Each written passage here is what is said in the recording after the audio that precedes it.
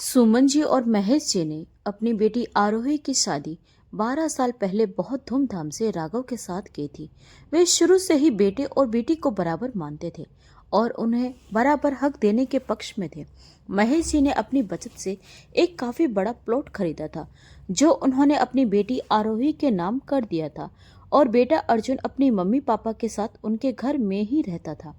लेकिन उस प्लॉट और घर की कीमत में अब जमीन आसमान का फर्क हो चुका था, क्योंकि घर काफी छोटा था और जैसे तैसे उसमें गुजारा हो रहा था। महेश जी ने सोचा था कि रिटायरमेंट के बाद उन्हें अच्छी कीमत मिलेगी तो वह इस घर को बेच देंगे और उसमें कुछ और पैसे मिलाकर अर्जुन के लिए एक अच्छा और बड़ा घर ले लेंगे। कुछ समय बाद जब महेश जी रिटायर हुए तो उन्होंने अर्जुन से कहा कि वह कोई अच्छा 4 बेडरूम का घर खरीद देखे। वह अपनी सेविंग लगाकर और इस घर को बेचकर बड़ा घर खरीद लेंगे। अर्जुन घर देख रहा था। उन्हें एक घर पसंद भी आ चुका था जिसमें 5 बेडरूम थे, एक बड़ा सा हॉल था, काफी बड़ा किचन था। उस घर में महेश जी, सुमन जी, अर्जुन और उसकी पत्नी नैना और बच्चों के लिए पर्याप्त जगह थी। साथ ही आरोही और राघव भी अगर आते तो उनके लिए भी एक बेडरूम एक्स्ट्रा था। इसीलिए महेश जी ने उस घर को फाइनल कर लिया था और बयाना देकर घर का एग्रीमेंट भी करवा लिया था। अब अपने छोटे घर के बिकने का इंतजार कर रहे थे ताकि सारी कीमत देकर उस घर को अपने नाम करवा सके। लेकिन इसी बीच एक ऐसा तूफान आया जिसने सब कुछ तहस नहस कर दिया। अचानक महेश जी को खतरनाक हार्ट अटैक आया और उन्होंने इस दुनिया को अलविदा कह दिया और सब कुछ तितर बितर हो गया। किसी को कुछ समझ में नहीं आ रहा था कि यह अचानक क्या हो गया। 1 महीने में किसी तरह से परिवार संभल गया। अर्जुन के सिर पर अब पूरे घर की जिम्मेदारी आ चुकी थी। सुमन जी अब अकेली हो गई थी और बेटी आरोही और दामाद राघव अब सुमन जी से मिलने अक्सर आने लगे थे। राघव बहुत ही लालची और स्वार्थी इंसान था और अपने स्वार्थ के लिए कुछ भी कर सकता था। साथ ही आरोही के साथ रहते रहते वह भी शातिर हो चुकी थी। सुमन जी अकेली पड़ चुकी थी और अब इसका फायदा उठाने वाले थे राघव और आरोही। बहुत बड़ी योजना चल रही थी राघव के दिमाग में। महेश जी ने घर के लिए कुछ एडवांस दे रखा था और बाकी पैसे वह धीरे धीरे करके देने वाले थे। साथ ही अपना घर बेचने की भी तैयारी थी उनकी, ताकि बिना किसी लोन के उस बड़े घर को वह खरीद सके। लेकिन राघव और आरोही लगातार सुमन जी के दिमाग में गलत बातें भरने लगे और उन्हें समझाने लगे, अब पापा इस दुनिया में नहीं रहे और आप ऐसी बेवकूफ़ी बिल्कुल मत कीजिएगा कि जो कुछ भी जमा पूंजी बैंक में पापा ने छोड़ रखी है उसे आप एक बड़ा घर खरीदने में अगर लगा देंगी तो आपके हाथ बिल्कुल खाली हो जाएंगे। अगर ऐसा हुआ तो आपके बेटा बहू आपको कभी भी पूछेंगे नहीं। आपने तो देखा ही होगा अकेली बेचारी औरत का क्या हर्ष करते हैं उनके बेटा बहू। अर्जुन और नैना भी जब तक पापा थे आपकी इज्जत करते थे, पर अब वह आपकी कोई इज्जत नहीं करने वाले। तो भूलकर भी बैंक में रखे पैसे निकालकर घर खरीदने में खर्च करने की बेवकूफ़ी मत करना। अगर उन्हें बड़ा घर चाहिए तो अपने पैसों से खरीद ले। आप क्यों अपने पैसे उन्हें देंगे। लगातार सुमन जी के मन में अर्जुन और नीना के खिलाफ राघव और आरोही जहर भरने लगे, जिसका असर अब धीरे धीरे दिखने लगा था।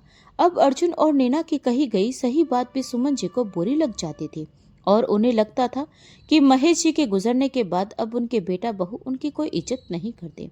उन्होंने अपने बेटे बहू से एक दूरी बनाना शुरू कर दी और बेटी दामाद के करीब आती जा रही थी। आखिर रोज चाशनी में घोलकर जहर जो भरा जा रहा था उसके दिमाग में। फिर एक दिन अर्जुन ने सुमन जी से कहा, मम्मी इस घर की डील फाइनल हो रही है, कुछ महीनों में मैं इस घर को बेच दूंगा। आप फ्लैट की थोड़ी और रकम डीलर को दे दीजिए, बाकी जब यह घर बिकेगा तो सीधा उस फ्लैट की रजिस्ट्री करवा ली जाएगी। सुनकर सुमन जी हैरान हो गई, क्योंकि आरोही और राघव ने अच्छे से समझाया था कि उन्हें बैंक में रखे पैसे बिल्कुल नहीं निकालने हैं।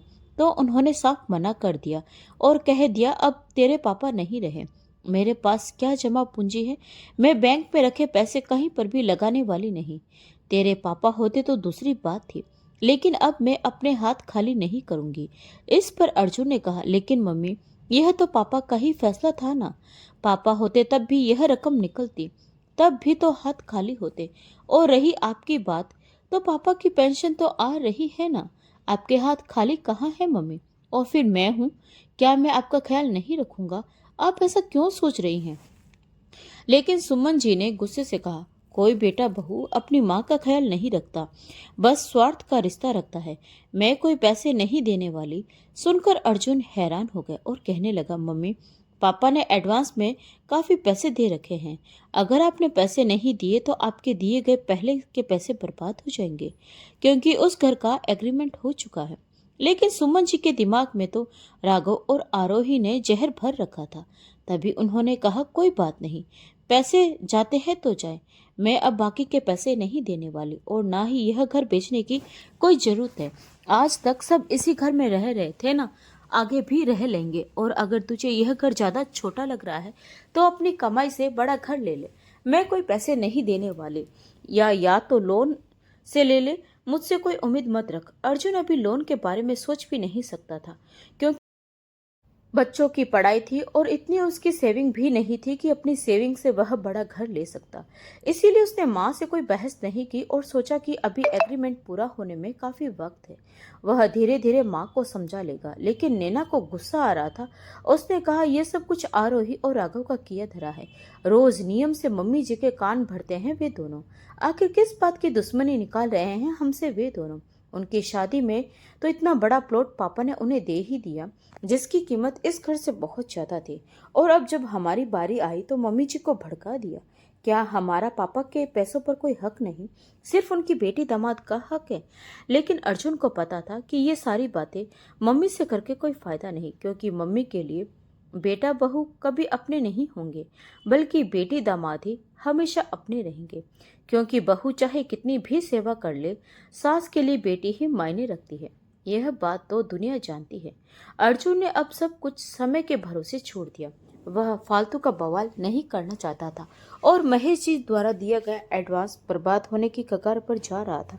अब आरोही और राघव ने अपना अगला खेल खेलना शुरू कर दिया और आरोही ने मम्मी को समझाना शुरू किया, मम्मी, अभी तो आपके हाथ पैर ठीक से चल रहे हैं।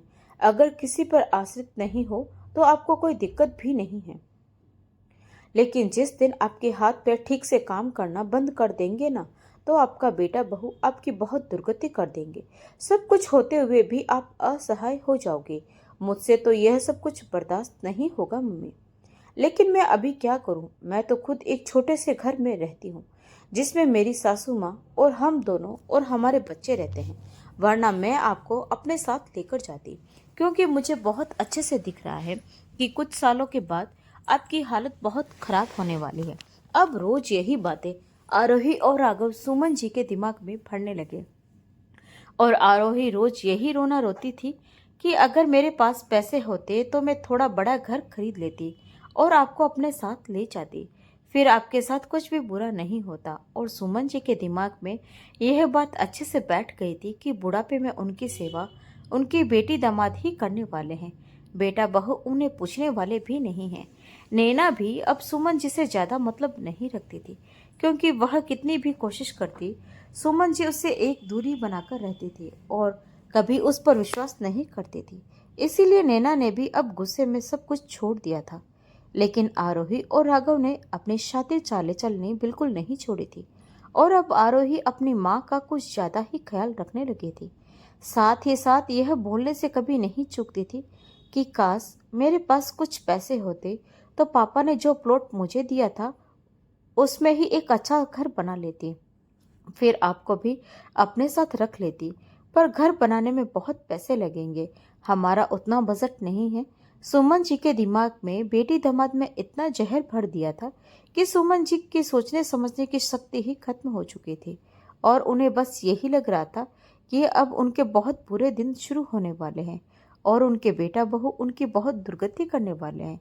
फिर एक दिन परेशान होकर उन्होंने आरोही से बोला, बेटा, तुम्हारे पापा ने जो घर का एग्रीमेंट किया था उसमें अभी भी वक्त है और वह एग्रीमेंट अभी टूटा नहीं है। तो बैंक में जो पैसे हैं वह पैसे मैं उस घर के लिए दे सकती हूँ, लेकिन उसके बाद भी थोड़े बहुत पैसे और लगाने पड़ेंगे उस घर की रजिस्ट्री करने के लिए। अगर किसी तरह से उस घर को हमने ले लिया तो फिर मैं भी तुम लोगों के साथ वहाँ रह लूँगी, कम से कम मेरा बुढ़ापा तो आराम से कटेगा, वरना तो मेरी दुर्गति निश्चित है। राघव और आरोही तो यही चाहते थे कि उन्होंने सुमन जी को अर्जुन और नैना को कुछ भी बताने से मना कर दिया और बाकी का पैसा राघव ने अपनी तरफ से लगाने को बोल दिया, जिसे सुनकर सुमन जी गदगद हो उठी। कहाँ बेटा उनके लिए घर नहीं ले सका और कहाँ दामाद उनके लिए बड़ा घर लेने को तैयार हो गया।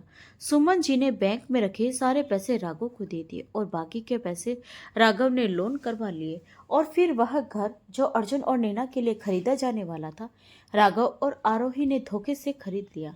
राघव ने क्योंकि लोन करवाया था अपने नाम पर, इसीलिए फ्लैट की रजिस्ट्री राघव के नाम पर की गई और राघव के लिए तो सुमन जी आश्वस्त थी कि भले ही उनका बेटा उनका ख्याल रखे या ना रखे, उनकी बेटी दामाद उनका ख्याल जरूर रखेंगे।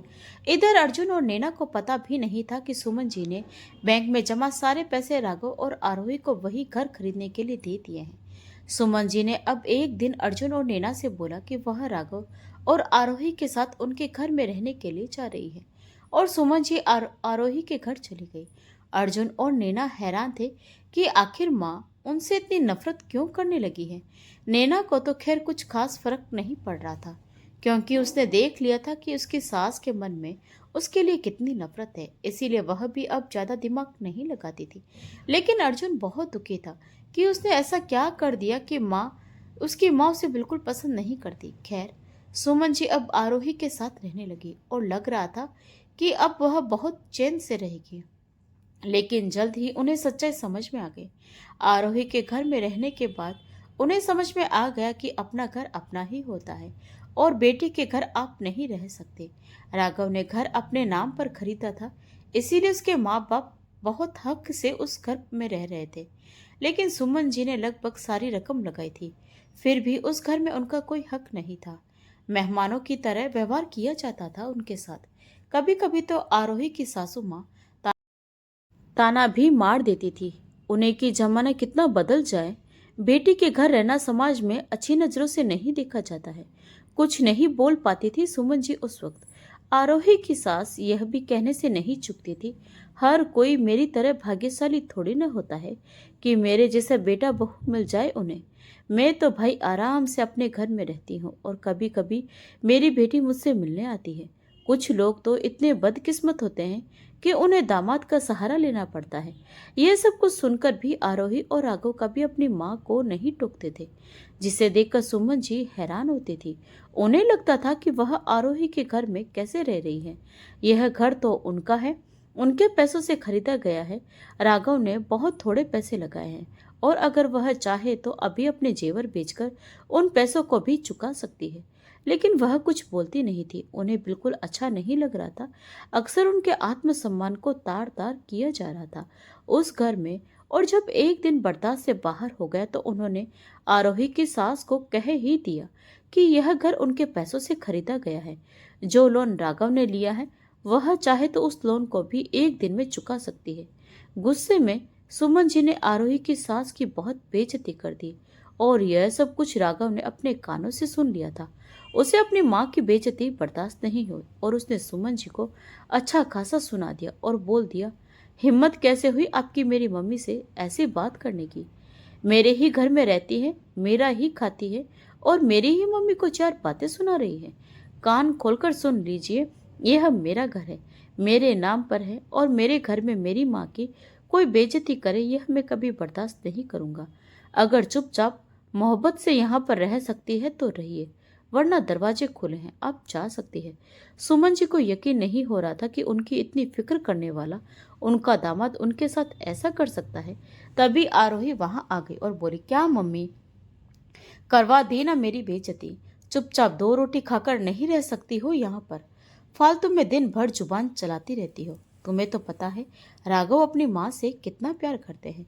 अब तुम्हारी वजह से मेरे और राघव के बीच में लड़ाई हो जाएगी और मेरे घर में कलह होगा।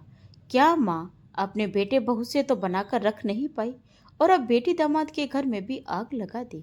आप प्लीज यहाँ से चली जाइए और अपने बेटे बहू के पास जाकर रहिए, वरना मेरा घर टूट जाएगा। सुनकर सुमन जी हैरान हो गए। उन्होंने आरोही से कहा, क्या बकवास कर रही है तू, यह मेरा घर है, मेरे पैसों से खरीदा गया है और इसी भरोसे पर खरीदा गया है कि मैं यहाँ रहूंगी, और अब तू ही मुझे यहाँ से जाने के लिए बोल रही है। आरोही ने बहुत बेशर्मी से बोला, मम्मी, यह आपका नहीं, राघव का घर है और उनके नाम पर है। इससे ज्यादा मुझे कुछ नहीं बोलना, आप जा सकती हैं। सुमन जी को समझ में आ चुका था कि किस तरह से बेटी और दामाद ने मिलकर उनका ब्रेन वॉश किया और उन्हें पूरी तरह से खाली कर दिया, और अपने ही साथ बेटे बहू से भी रिश्ते खराब करवा दिए। उन्होंने आरोही से कहा, बहुत गलत किया है तूने। तूने अपने भाई के हक के पैसे मुझे भड़का कर मेरा ब्रेन वॉश करके हड़प लिए। बहुत गलत काम किया है तूने। माँ हूँ, बदुआ तो नहीं दे सकती, लेकिन हाँ, तेरे बहकावे में आकर मैंने बेटे बहू के साथ बहुत गलत कर दिया। अब किस मुंह से मैं उन्हें सारा सच बताऊंगी? उन्हें तो अभी यह भी नहीं पता कि मैंने बैंक में रखे सारे पैसे निकालकर तुझे दे दिए हैं और उनके लिए खरीदे जाने वाला घर तेरे पति के नाम पर खरीद लिया गया है। याद रखना, तू बहुत पछताएगी तू। कहकर सुमन जी वहां से निकल गई। उन्हें समझ में नहीं आ रहा था कि वह क्या करे। कितनी बड़ी गलती तो वह कर चुकी थी। किस मुंह से जाती वह अर्जुन और नैना के पास और क्या बताती उन्हें? लेकिन सच तो उन्हें बताना ही था। हिम्मत करके वह अपने घर की तरफ बढ़ने लगी। आंखों में आंसू लिए अपने घर की ढोल बेल बजा रही थी। अर्जुन ने दरवाजा खोला। बेहाल अवस्था में आंखों में आंसू लिए सुमन जी को देखकर दोनों हैरान रह गए। अर्जुन उन्हें जल्दी से अंदर लेकर आया। थोड़ी देर के बाद हिम्मत करके सुमन जी ने अपनी गलती मानते हुए अर्जुन को सारा सच बताया, जिसे सुनकर अर्जुन और नैना हैरान रह गए। अर्जुन ने बस इतना ही बोला, क्यों माँ, क्यों? माँ बाप को एक बेटी दामाद के ऊपर तो भरोसा हो जाता है, पर एक बेटे बहू पर नहीं होता। माँ, जिस कोख से बेटी पैदा होती है उसी कोख से बेटा भी पैदा होता है, और जिस तरह से बहू दूसरे घर से आती है उसी तरह से दामाद भी दूसरे घर से आता है। फिर ऐसा क्यों होता है माँ, क्यों? अगर बेटी पर भरोसा है तो बेटे पर क्यों नहीं, और अगर दामाद पर भरोसा है तो बहू पर क्यों नहीं? सुमन जी के पास अर्जुन की बातों का कोई जवाब नहीं था। वह आंखों में आंसू लिए बस अर्जुन और नैना से अपनी भूल की माफी मांग रही थी। अर्जुन और नैना भी क्या करते? माँ की संपत्ति थी और उन्होंने अपनी मर्जी से अपनी बेटी को दी थी। उनका पूरा हक था अपनी संपत्ति पर, तो वह पूरे हक से अपने घर में रह सकती थी। कुछ भी हो, अर्जुन और नैना ने कभी भी सुमन जी की अनदेखी नहीं की थी। वह तो आरोही और राघव के द्वारा घोला गया जहर था जो सुमन जी के दिमाग में भरा हुआ था। लेकिन आज खुद उसी बेटी दामाद ने उनके दिमाग में भरे जहर को निकाल दिया था, अपनी सच्चाई दिखाकर। सुमन जी अपने घर वापस तो लौट आई थी, पर उनका दिल बेचैन था। आखिर उनकी बेटी ने उनके साथ इतना बड़ा धोखा जो किया था, और धोखे से अपने भाई के हक की दौलत हड़प ली थी और घर अपने पति के नाम करवा लिया था। अब सुमन जी दिन रात यही सोचती रहती थी कि कैसे अपने स्वार्थी बेटी दामाद को सबक सिखाएं। अर्जुन और नैना इसे अपनी किस्मत मानकर चुप थे। क्या करते वे? उनके हाथ में कुछ भी नहीं था। इसी तरह से 2 महीने का वक्त बीत गया। सुमन जी की आरोही और दामाद से इस बीच कोई बातचीत नहीं हुई। फिर एक दिन आरोही और राघव ने सोचा कि सुमन जी से बनाकर रखने में ही भलाई है, और उनका ब्रेन वॉश करना कौन सी बड़ी बात है। एक बार फिर हम उन्हें अपने हिसाब से घुमा लेंगे।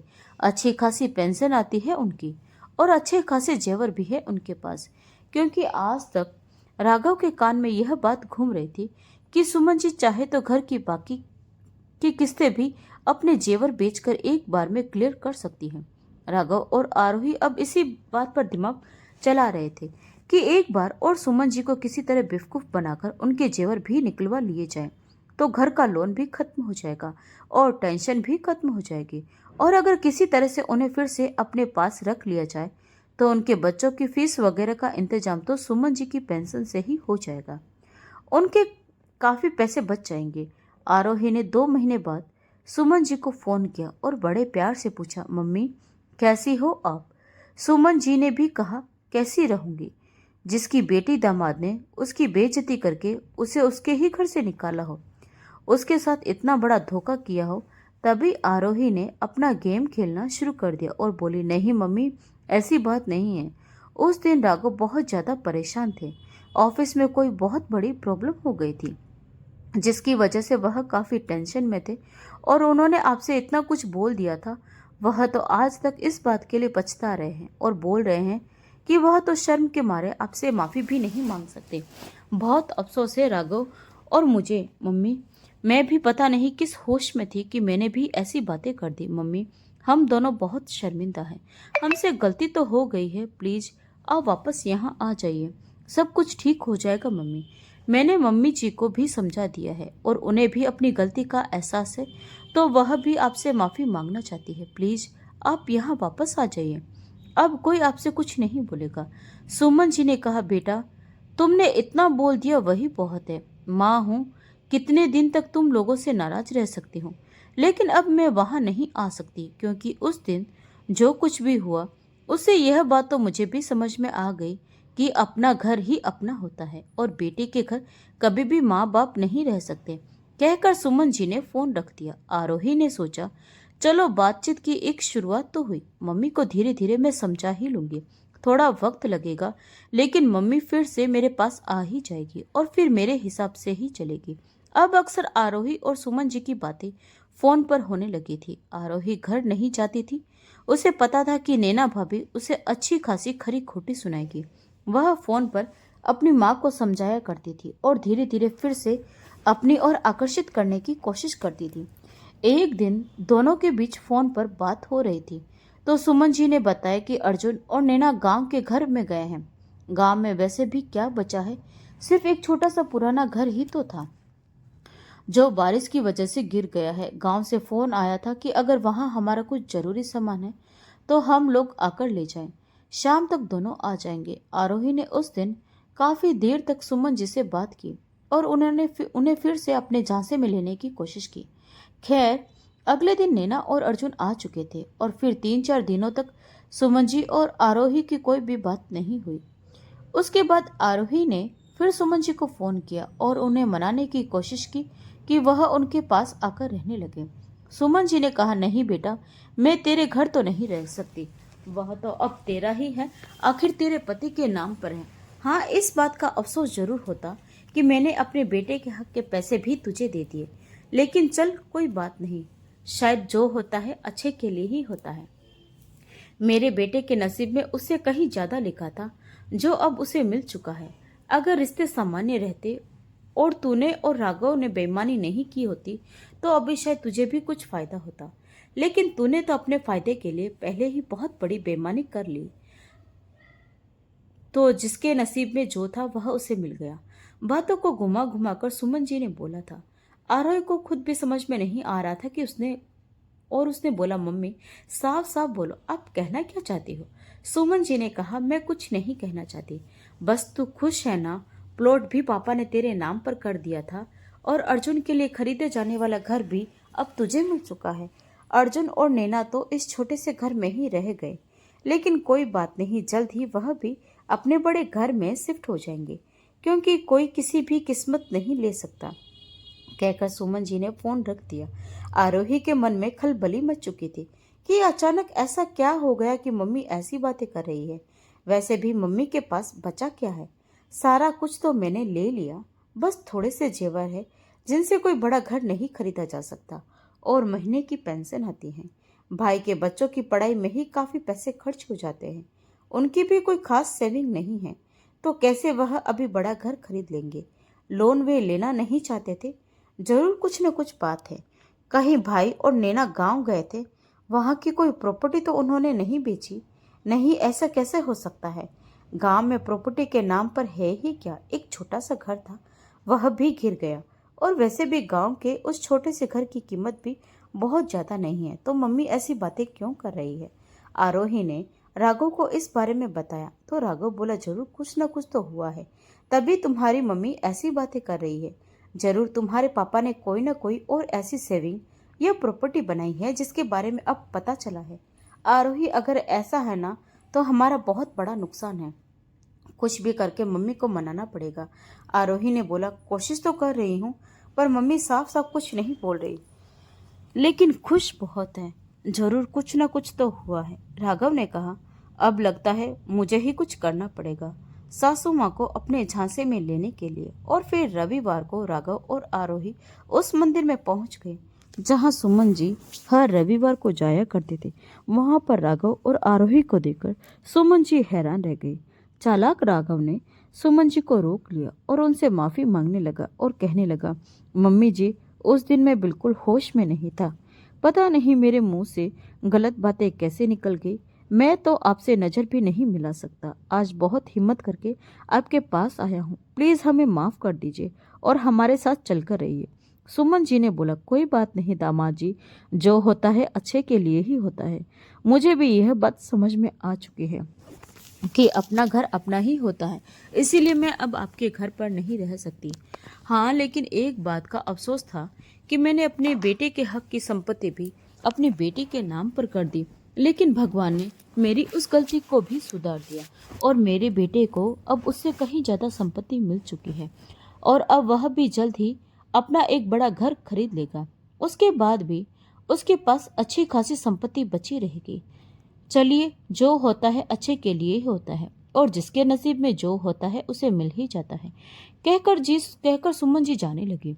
राघव और आरोही हैरान थे कि जरूर कोई बहुत बड़ा खजाना अर्जुन के हाथ लगा है। राघव और आरोही ने सुमन जी को रोक लिया और उनसे बोलने लगे, मम्मी जी, प्लीज आप हमें माफ कर दीजिए। हमसे बहुत बड़ी गलती हो गई। अभी तो उनका मुख्य मकसद था सुमन जी के मुंह से यह निकलवाना कि अर्जुन को इतने ज्यादा पैसे एकाएक कहाँ से मिल गए। आरोही ने अपनी माँ को वहीं पार्क में बिठा लिया और इमोशनली ब्लैकमेल करना शुरू कर दिया। बातों में बहकर सुमन जी ने बता दिया, बेटा, अगर सब कुछ ठीक रहता तो अभी जो खजाना अर्जुन को मिला है उसमें से कुछ हिस्सा तुम लोगों को भी जरूर मिलता, लेकिन तुम दोनों ने पहले ही काफी बेईमानी कर ली है। तो अर्जुन अब किसी भी कीमत पर तुम लोगों को कुछ नहीं देने वाला और मैं भी किस मुंह से उसे बोलूं कि वह तुम लोगों को कुछ दे दे, वरना शायद एक सोने की ईंट मैं तुम्हें भी दिलवा देती। सुनकर राघव और आरोही हैरान रह गए। सोने की ईंट?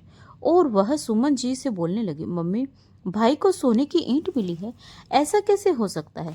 सुमन जी वहां से उठकर जाने लगी। नहीं नहीं, वह तो मेरे मुंह से ऐसे ही निकल गया, ऐसा कुछ भी नहीं है।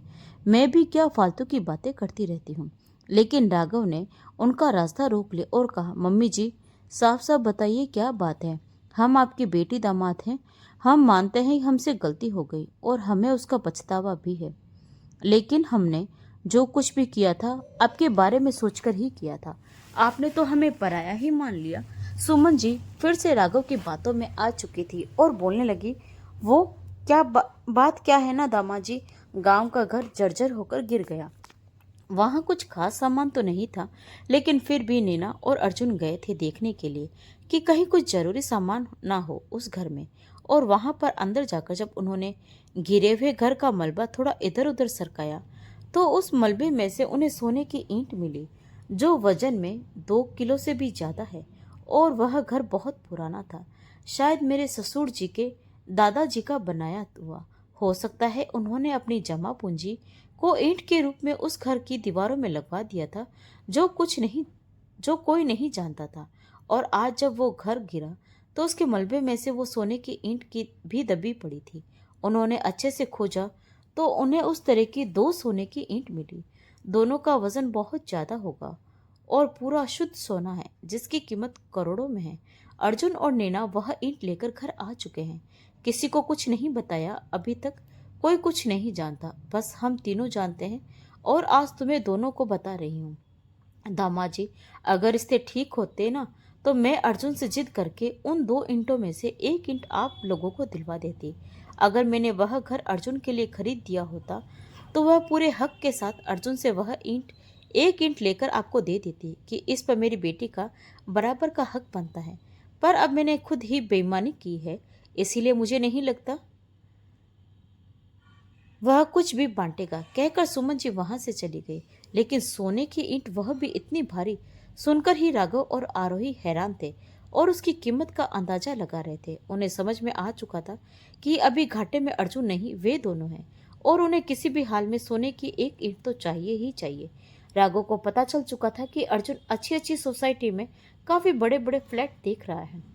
राघव और आरोही के मन में उथल पुथल मची हुई थी। कुछ भी करके उन्हें ईंट चाहिए थी, लेकिन सुमन जी ने इसके लिए साफ मना कर दिया था। एक दिन सुबह सुबह आरोही और राघव अर्जुन के घर पहुंचे। अर्जुन उन्हें अनदेखा करके जा रहा था क्योंकि वह उनसे बात भी नहीं करना चाहता था। लेकिन आरोही ने उसका हाथ पकड़ लिया और बोली, भाई मुझसे गलती हो गई। पता नहीं ये सब कुछ मैंने कैसे कर दिया। शायद मम्मी की फिक्र में पता नहीं क्यों मुझे वहम हो गया था कि आप और नैना भाभी मम्मी का ख्याल नहीं रखोगे। राघव ने भी बोला, हाँ साले साहब, हमसे गलती हो गई, लेकिन अब हमें समझ में आ चुका है कि हमने गलत किया है और हम उस गलती को सुधारना चाहते हैं। आरोही ने भाई अर्जुन को इमोशनली ब्लैकमेल करना शुरू कर दिया और बोली, भाई बचपन में हम कितना लड़ाई झगड़ा करते थे, लेकिन इतना थोड़ी ना एक दूसरे से रूठते थे कि एक दूसरे से बातें करना भी बंद कर दे। भाई हमने जो कुछ भी किया सिर्फ मम्मी की फिक्र में किया, लेकिन आप यकीन मानो अब हम अपनी गलती सुधार देंगे। हम तो सारे कागजात लेकर आए हैं, आप बस चलिए। वह घर हमने खाली कर दिया है राघव, अभी के अभी वह घर आपके नाम पर करेंगे। हमें हमारी गलती का एहसास हो चुका है, अब हमें कुछ नहीं सुनना, आपको हमारी बात माननी ही पड़ेगी। और जबरदस्ती आरोही और राघव अर्जुन को लेकर चले गए और घर की रजिस्ट्री अर्जुन के नाम पर कर दी। साथ ही कहा जो थोड़ा बहुत लोन था इस घर पर उसे भी राघव ने क्लियर कर दिया है, इसीलिए इस घर में अब कोई लोन नहीं है और यह घर आज से आपका है। आप लोग जल्द से जल्द अपने घर में शिफ्ट हो जाइए। एक हफ्ते बाद नैना और अर्जुन सुमन जी के साथ अपने नए घर में शिफ्ट होने वाले थे, तो सुमन जी ने फोन करके आरोही को अपने घर बुलाया। आरोही और राघव खुशी खुशी घर आए, इस उम्मीद पर कि अब सब कुछ ठीक हो जाएगा और अब सोने की ईंट अर्जुन उन्हें दे देगा। सुमन जी बेटी और दामाद को देखकर बहुत खुश हुई और अर्जुन और नैना भी बहुत खुश थे। अर्जुन उन्हें हाथ पकड़कर अंदर ले आया और बोला, रिश्तों में कुछ गिले शिकवे हो गए थे, लेकिन आप लोगों ने आगे बढ़कर सब कुछ ठीक कर दिया। अब हमारे बीच कोई गिला शिकवा नहीं और हम लोग आज उस घर में शिफ्ट हो रहे हैं।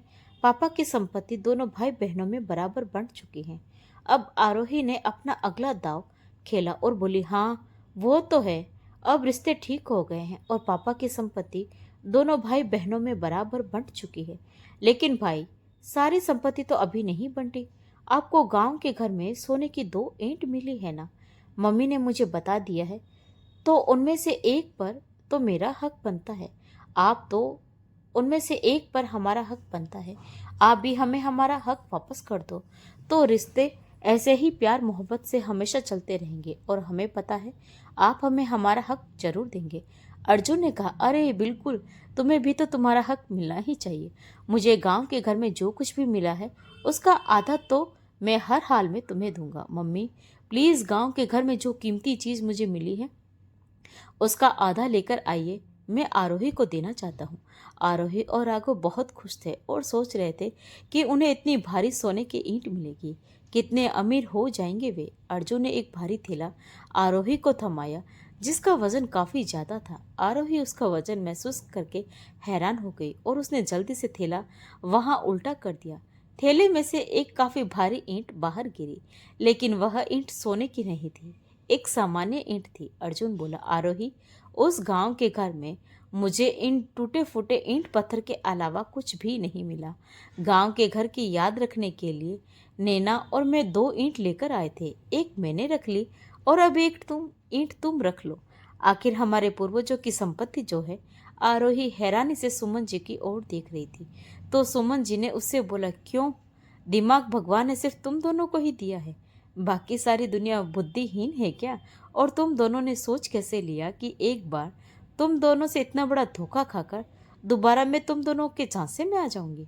जिस दिन तुम दोनों ने दोबारा मुझे कांटेक्ट किया था ना, उसी समय मैंने सोच लिया था कि इस बार तुम लोग नहीं बल्कि खेल मैं खेलूंगी और अपने बेटे बहू को उनका हक दिलवा कर रहूंगी और तुम जैसे शातिरों को सबक भी सिखा कर रहूंगी। मिल गया ना तुम्हें तुम्हारा जवाब। अब निकलो यहाँ से, क्योंकि यह घर भी मेरा है और वो घर मेरे बेटे बहू का है और अब मैं अपने बेटे बहू के साथ आराम से रहूंगी। मुझे पूरा भरोसा है कि बुढ़ापे में मेरे बेटे बहू मेरा पूरा ख्याल रखेंगे। और हाँ, धोखे की शुरुआत तुम लोगों ने की थी और अंत मैंने कर दिया। अब मुझसे कोई उम्मीद मत रखना, मेरे बेटे को उसके हक का घर मिल चुका है और यह घर भी मैं उसके नाम पर ही करूंगी और मेरे सारे जवर भी मेरी बहू को मिलेंगे। शायद तुमने इतनी घटिया हरकत नहीं की होती तो मैं तुम्हें अपने आधे जेवर दे देती, लेकिन अब मेरी तरफ से तुम्हें कुछ नहीं मिलने वाला। माँ हूँ इसीलिए बद्दुआ नहीं दूंगी, लेकिन अब तुम लोगों से कोई रिश्ता भी नहीं रखना। निकल जाओ तुम दोनों अभी के अभी मेरे घर से। तुम दोनों की मैं शक्ल भी नहीं देखना चाहती। तुम्हें क्या लगा इतना अपमान सहने के बाद, इतना धोखा पाने के बाद मैं इतनी आसानी से तुम दोनों को माफ कर दूंगी?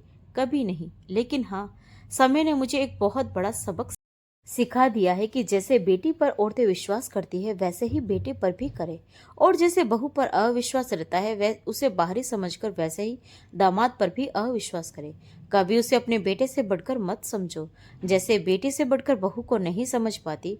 कभी कोई फैसला दूसरे के दिमाग से मत करो। चलो अब तुम लोग यहाँ से जाओ, हमें हमारे नए घर में शिफ्ट होना है। आरोही और राघव से कुछ बोलते नहीं बन रहा था, क्योंकि उनके हाथ से सब कुछ निकल चुका था और वे अपने जाल में खुद ही फंस चुके थे। अर्जुन और नैना उनकी ओर देखकर मुस्कुरा रहे थे और बोल रहे थे, भाई बहन का यह प्यारा रिश्ता हमेशा ऐसा ही चलता रहता अगर तुम लोगों ने रिश्तों में चालबाजी नहीं की होती। लेकिन मेरी तरफ से यह रिश्ता उसी दिन समाप्त हो चुका था जिस दिन तुम लोगों ने हमें धोखा दिया था, और धोखे का जवाब धोखे से देने के लिए हमने दोबारा कुछ दिनों के लिए रिश्तों को सामान्य करने का नाटक किया था। पर अब वो नाटक खत्म हो चुका है, तुम लोग जा सकते हो, कहकर अर्जुन ने दरवाजे की तरफ इशारा कर दिया और आरोही और राघव खाली हाथ अपने घर की तरफ जाने के लिए निकल पड़े। वे कर भी क्या सकते थे? सुमन जी ने उन्हें उनका जवाब अच्छे से दे दिया था। तो दोस्तों, क्या सुमन जी ने अपनी बेटी दामाद को सही सबक सिखाया और हमेशा के लिए रिश्ता खत्म करके सही किया, या फिर उन्हें सबक सिखाने के बाद उन्हें माफ़ करके रिश्ते सामान्य कर लेने चाहिए थे? कमेंट में ज़रूर लिखिएगा। और अगर कहानी पसंद आई हो तो वीडियो को लाइक और शेयर करें। तो मिलते हैं एक और नई कहानी के साथ। तब तक के लिए आपका बहुत बहुत धन्यवाद।